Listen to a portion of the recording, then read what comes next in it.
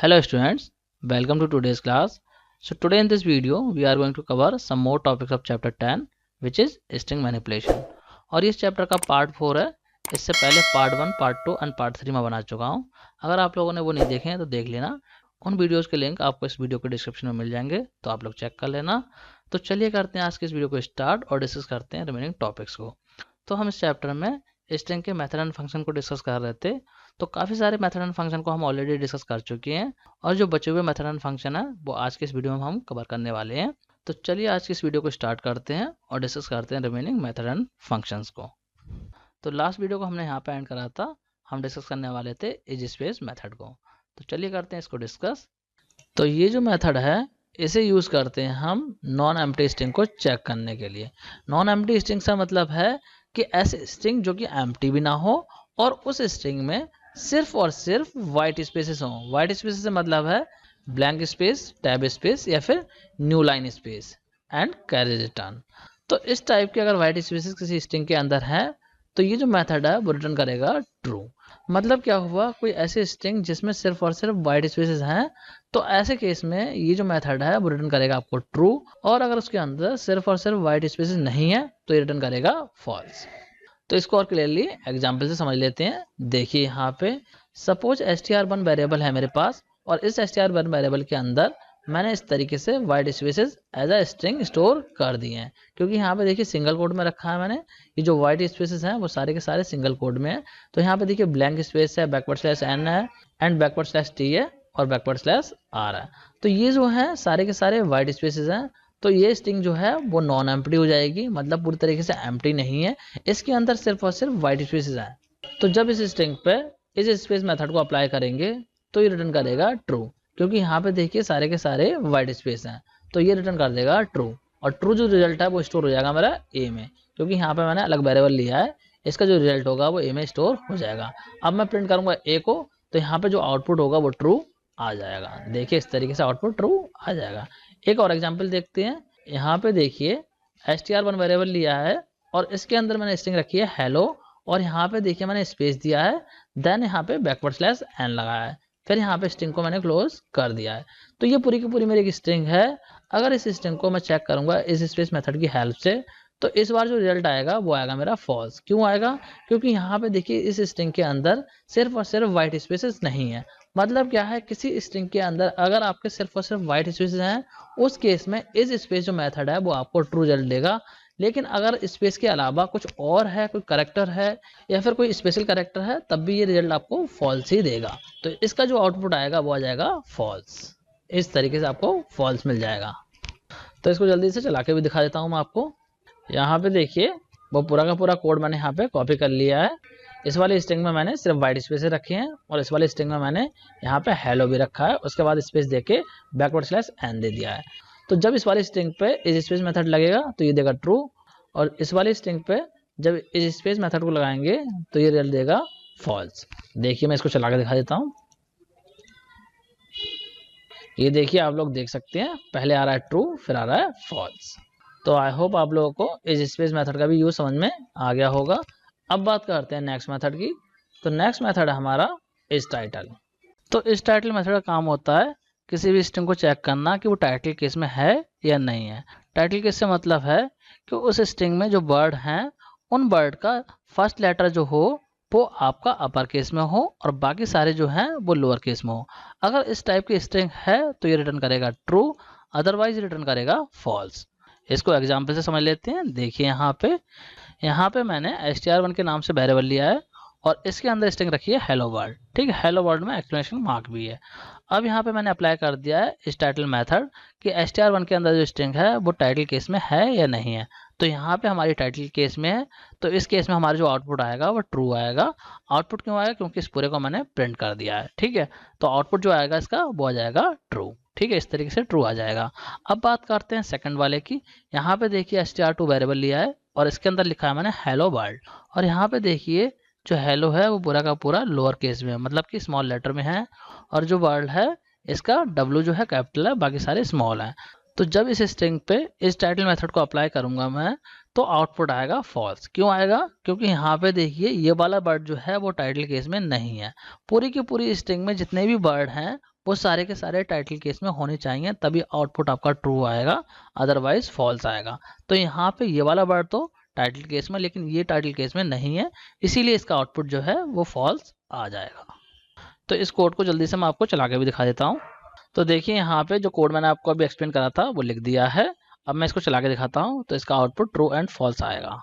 देखिए आप लोग देख सकते हैं यहाँ पे ट्रू आ रहा है एंड फॉल्स आ रहा है। और ये ट्रू फॉल्स क्यों आ रहा है ये मैंने आपको एक्सप्लेन कर ही दिया है। तो आई होप आप लोगों को इस टाइटल मेथड का भी यूज समझ में आ गया होगा। अब बात करते हैं नेक्स्ट मेथड की, जो कि हमारा एल स्टेप। तो इस मेथड का काम क्या होता है, देखिए एल स्टेप जो मेथड है ये यूज होता है किसी भी स्ट्रिंग के लेफ्ट साइड के स्पेस को रिमूव करने के लिए। मतलब कोई स्ट्रिंग है और उसके लेफ्ट में अगर कोई स्पेस है तो उसको अगर आप रिमूव करना चाहते हैं तो आप करेंगे एल स्टेप मेथड की हेल्प से। कैसे करेंगे इसको एग्जाम्पल से देख लेते हैं। देखिए यहाँ पे str1 एक वेरिएबल है और इस वेरिएबल के अंदर मैंने स्ट्रिंग रखी है हेलो वर्ल्ड। और हेलो वर्ल्ड के देखिए लेफ्ट साइड में भी स्पेस है और राइट साइड में भी स्पेस है। ये पूरी की पूरी एक स्ट्रिंग है जिसके दोनों साइड में स्पेस है।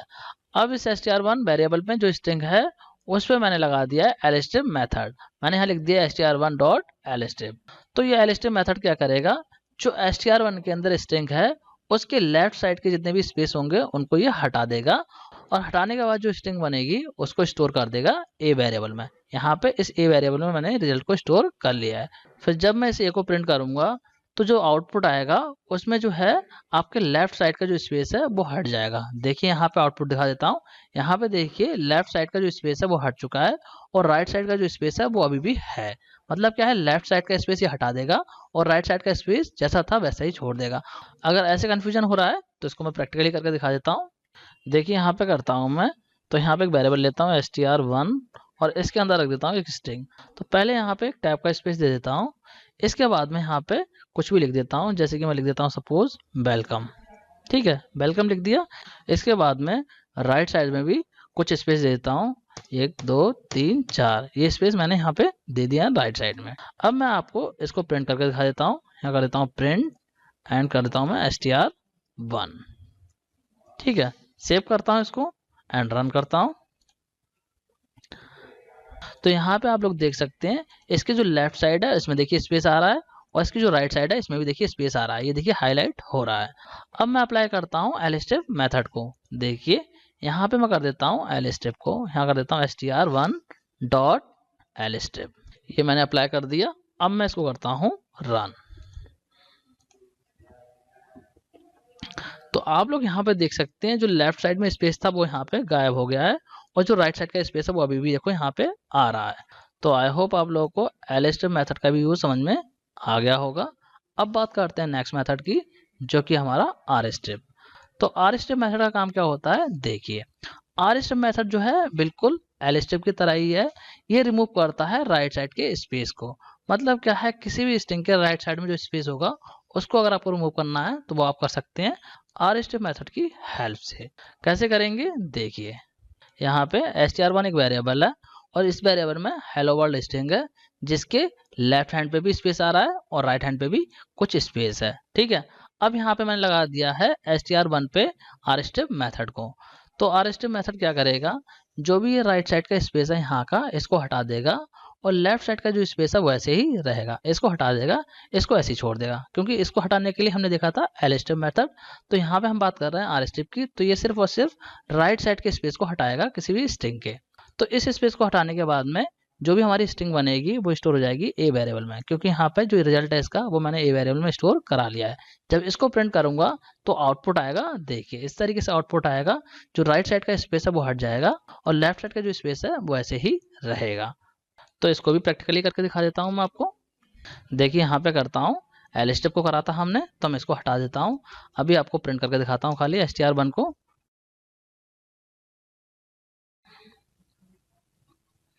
तो देखिए दोनों साइड में स्पेस आ रहा है, यहाँ पे भी स्पेस है और यहाँ पे भी स्पेस है। ठीक है, अब मैं लगाता हूँ rstrip मेथड को। तो यहाँ पे लिख देता हूँ str1.rstrip। ये मैंने लगा दिया। अब इसको सेव करके रन करता हूँ। तो जो राइट साइड का स्पेस है ये मेरा हट जाएगा और लेफ्ट साइड का जो स्पेस है वो ऐसे ही रहेगा। देखिए इसको रन करता हूँ। तो यहाँ पे आप लोग देख सकते हैं जो लेफ्ट साइड का स्पेस है वो अभी भी देखो यहाँ पे है, लेकिन राइट साइड का स्पेस यहाँ से हट गया है। देखिए मैं सेलेक्ट करने की कोशिश कर रहा हूँ तो सेलेक्ट नहीं हो रहा है, ठीक है, जो स्पेस है वो यहाँ से गायब हो गया है। तो आई होप आप लोगों को आर स्टेप मेथड का भी समझ में आ गया होगा। अब बात करते हैं स्टेप मेथड की। तो स्टेप मेथड का काम क्या होता है, देखिए यहाँ पे स्टेप मेथड का काम होता है दोनों ही साइड के स्पेस को रिमूव करना। मतलब क्या है, लेफ्ट साइड का और राइट साइड का, दोनों ही साइड का अगर आपको स्ट्रिंग के स्पेस को रिमूव करना है तो आप यूज करेंगे स्टेप मेथड को। किस तरीके से करेंगे इसको, देखिए यहाँ पे str1 एक वेरिएबल है जिसके अंदर हेलो वर्ल्ड एक स्ट्रिंग है, और इस स्ट्रिंग के लेफ्ट साइड में भी स्पेस है और राइट साइड में भी कुछ स्पेस है। अब इस str1 पे मैंने अप्लाई कर दिया है स्टेप मेथड। तो ये स्टेप मेथड क्या करेगा, जो str1 के अंदर स्ट्रिंग है उसके दोनों साइड के स्पेस को ये हटा देगा, और जो भी न्यू स्ट्रिंग बनेगी उसको स्टोर कर देगा ए वेरिएबल में, क्योंकि यहाँ पे मैंने ए वेरिएबल लिया है। और जब मैं इस ए वेरिएबल को प्रिंट करूंगा तो जो भी न्यू स्ट्रिंग होगी वो प्रिंट हो जाएगी। देखिए यहाँ पे आउटपुट आएगा इस तरीके से, दोनों ही साइड का जो स्पेस होगा वो रिमूव हो जाएगा। तो जल्दी से इसको भी मैं आपको प्रैक्टिकली करके दिखा देता हूँ। देखिए यहाँ पे करता हूँ, यहाँ पे हमने लगाया था आर स्टेप, तो इसको हटा देता हूँ, ठीक है। अभी इसको हटा देता हूँ, खाली str1 को प्रिंट करता हूँ और इसको रन करके दिखा देता हूँ मैं आपको। तो देखिए अभी दोनों साइड में स्पेस आ रहा है, यहाँ पे भी आ रहा है और यहाँ पे भी आ रहा है, ठीक है। अब मैं अप्लाई करता हूँ स्टेप मेथड को।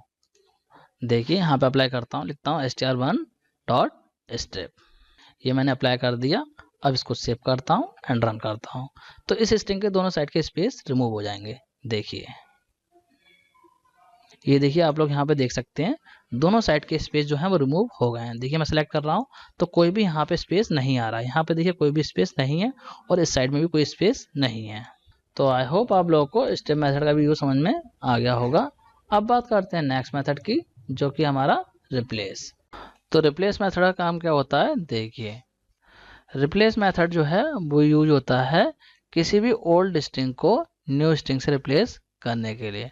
मतलब क्या है, कोई स्ट्रिंग है और अगर आप उसको किसी न्यू स्ट्रिंग से रिप्लेस करना चाहते हैं तो इसके लिए यूज करेंगे आप रिप्लेस मेथड। किस तरीके से करेंगे, देखिए यहाँ पे ये रहा इसका सिंटैक्स।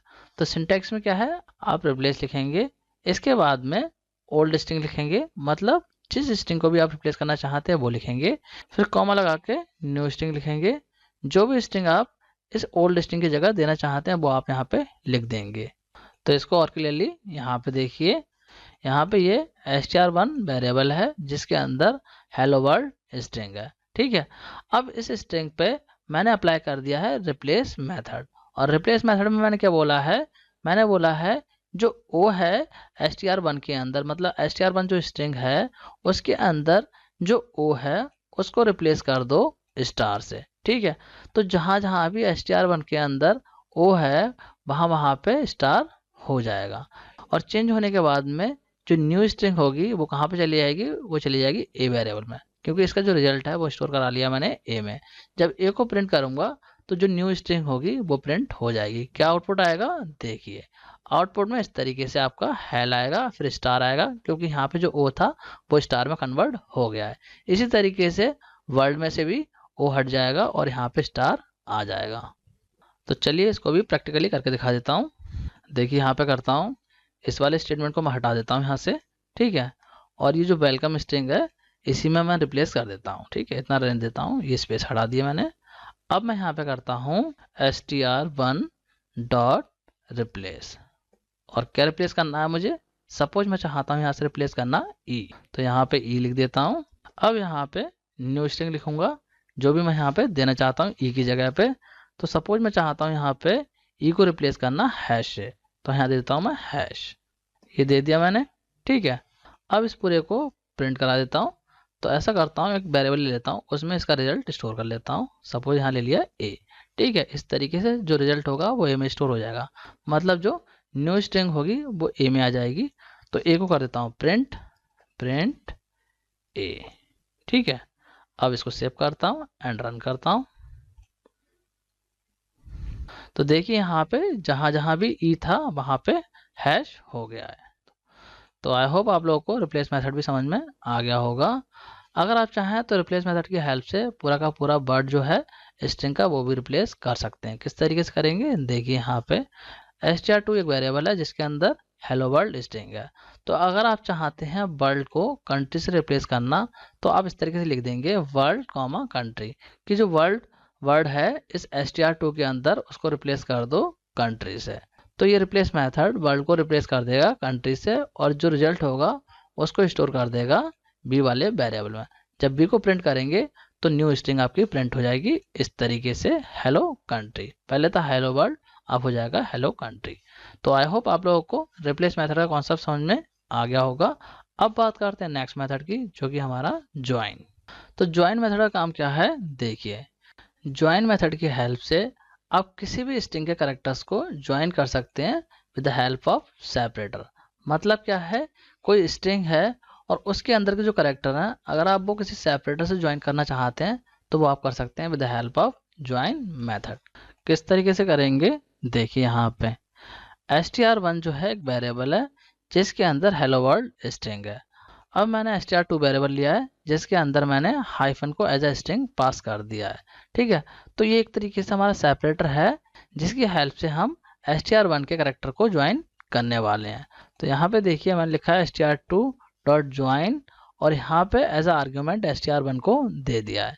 तो इसका मतलब क्या हुआ, इसका मतलब है str2 के अंदर जो भी स्ट्रिंग है या जो भी कैरेक्टर है उसकी हेल्प से str1 के कैरेक्टर को ज्वाइन कर दो, और ज्वाइन करने के बाद में जो इसका रिजल्ट होगा वो कहाँ चला जाएगा, वो चला जाएगा str3 वेरिएबल के अंदर, क्योंकि यहाँ पे मैंने इस वेरिएबल के अंदर स्टोर करा लिया है।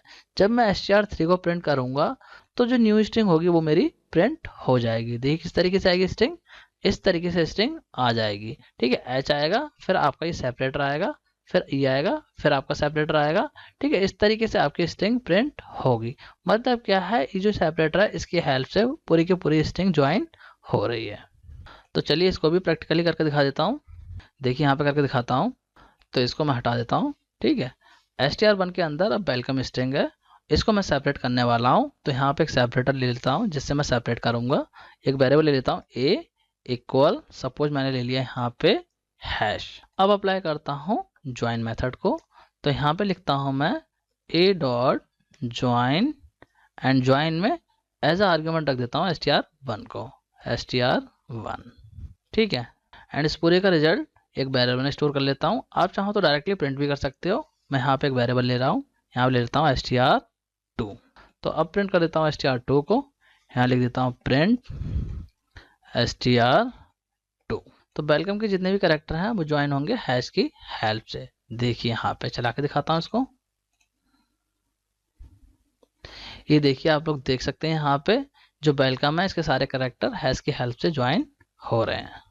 तो आई होप आप लोगों को ज्वाइन मेथड भी समझ में आ गया होगा। अब बात करते हैं नेक्स्ट मेथड की, जो कि हमारा पार्टीशन। तो पार्टीशन मेथड का क्या काम होता है, देखिए। पार्टीशन मेथड जो है वो पार्टीशन करता है किसी भी स्ट्रिंग के किसी पर्टिकुलर सब स्ट्रिंग से। मतलब क्या है, कोई स्ट्रिंग है और उस स्ट्रिंग के आप किसी पर्टिकुलर सब स्ट्रिंग से पार्टीशन करना चाहते हैं, तो वो आप करेंगे पार्टीशन मेथड की हेल्प से। और जो पार्टीशन आपके होंगे वो आपके 3 पार्ट्स में होंगे। कौन कौन से पार्ट होंगे, पहला जो पार्ट होगा उसमें वो सब स्ट्रिंग आएगी जो सेपरेटर से पहले की होगी। मतलब जिस सेपरेटर से आपने स्ट्रिंग के पार्टीशन किए हैं तो उससे पहले की जो भी स्ट्रिंग होगी वो आएगी पहले पार्ट में। उसके बाद में सेपरेटर वाली स्ट्रिंग आएगी, मतलब जिससे आपने पार्टीशन करे हैं वो स्ट्रिंग आएगी।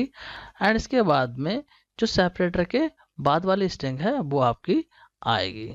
और अगर जो सेपरेटर दिया है, मतलब जो आपने सब स्ट्रिंग दी है, वो अगर नहीं मिलती है पूरे स्ट्रिंग के अंदर, तो ये क्या करेगा, ये जो है पूरी की पूरी स्ट्रिंग को एक पार्ट में रिटर्न कर देगा और उसके साथ में 2 एम्प्टी स्ट्रिंग को भी रिटर्न करेगा। किस तरीके से करेगा, देखिए यहाँ पे समझते हैं इसको।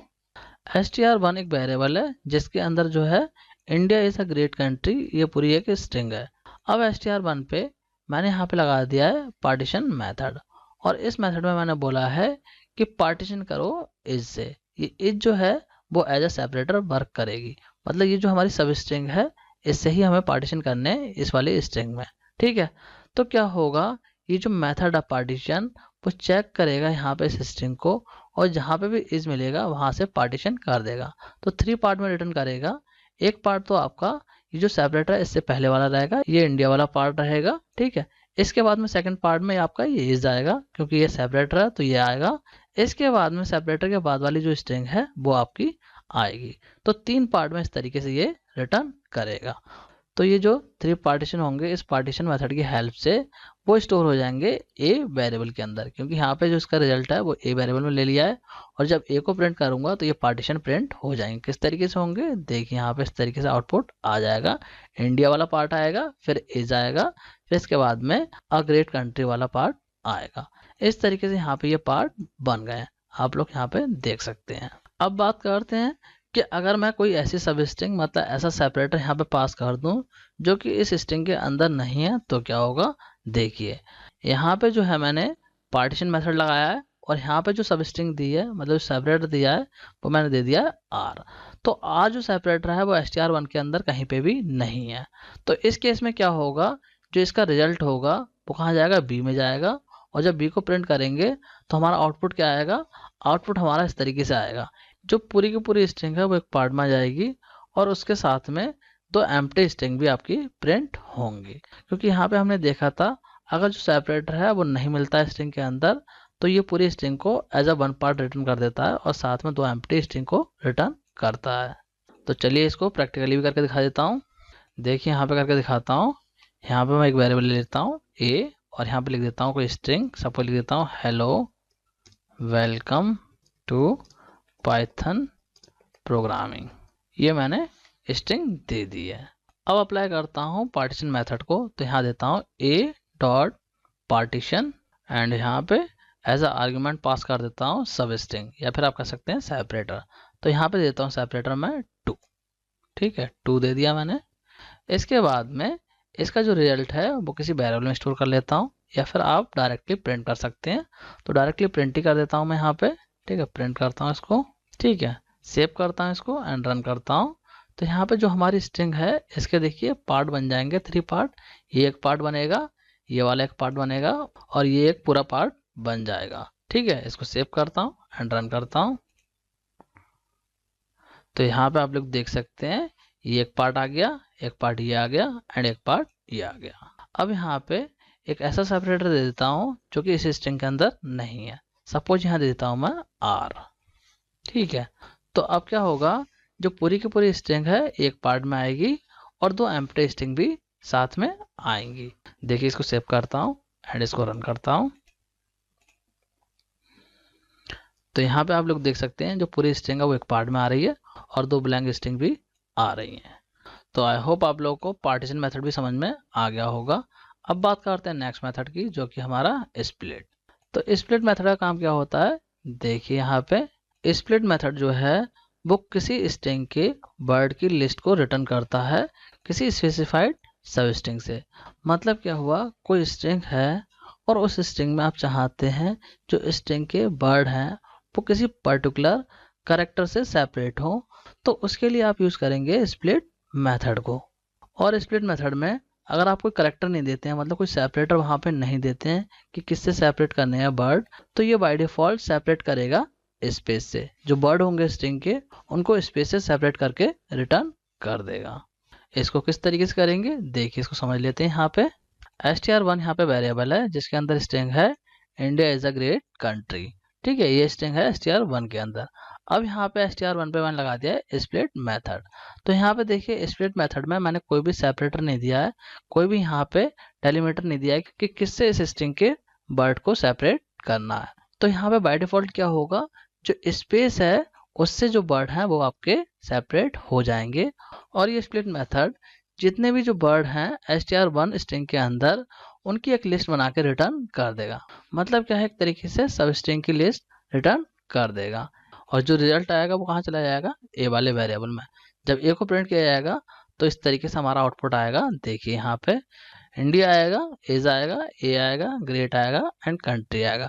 मतलब क्या है, जहां जहां भी स्पेस होगा उसको एक स्ट्रिंग में कन्वर्ट कर देगा। इस पूरे पार्ट को स्ट्रिंग में कन्वर्ट करेगा, इस पार्ट की स्ट्रिंग बनाएगा, इसकी बनाएगा, इसकी बनाएगा, इसकी बनाएगा एंड इसकी बनाएगा।